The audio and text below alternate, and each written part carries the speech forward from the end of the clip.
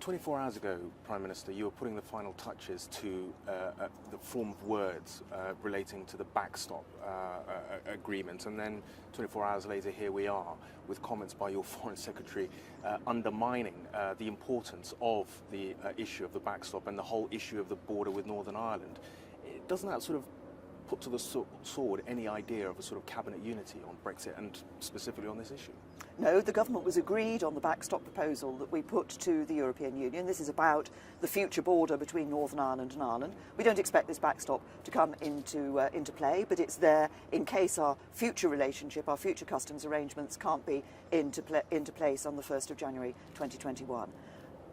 The border between Northern Ireland and Ireland matters. It matters to people who live on both sides of that border. It matters to the United Kingdom because we want to ensure that we're delivering a Brexit that works for every part of the United Kingdom, and that includes Northern Ireland. But I'm also clear that we cannot accept proposals that the European Commission originally put forward that would have meant there was a border down the Irish Sea, cutting Northern Ireland off from the rest of the UK.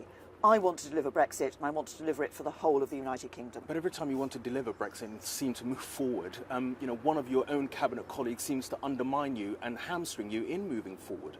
No, these are complex negotiations, but if you Are just they helping look, you though, these comments? These are complex negotiations, but if you look at every stage of the negotiations so far, when people have cast doubt on whether we would get agreement in December on the joint report, we did. That mattered. We got agreement on a financial settlement that was a better financial settlement than people had predicted. We got agreement for citizens' rights. That was important.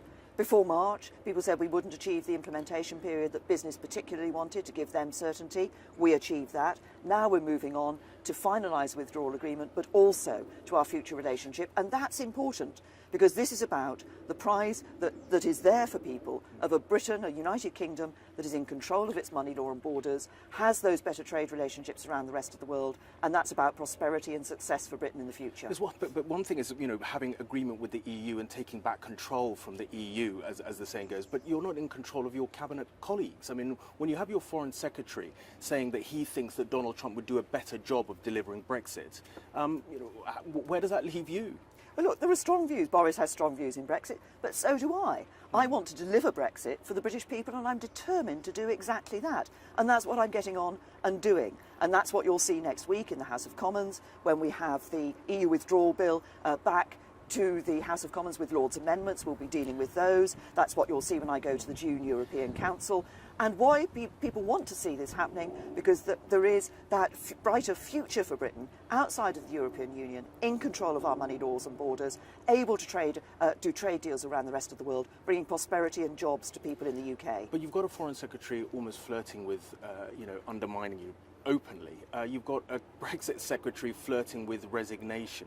You've got the Foreign Secretary also describing your European allies as the enemy and the importance of taking the fight to the enemy. You're about to meet some of those members of the EU here. What do you say to them when you walk into the hall with your Foreign Secretary saying things like this? When I work with my European allies, what we'll be doing here at the G7 is looking at issues that affect not just us but other parts of the world.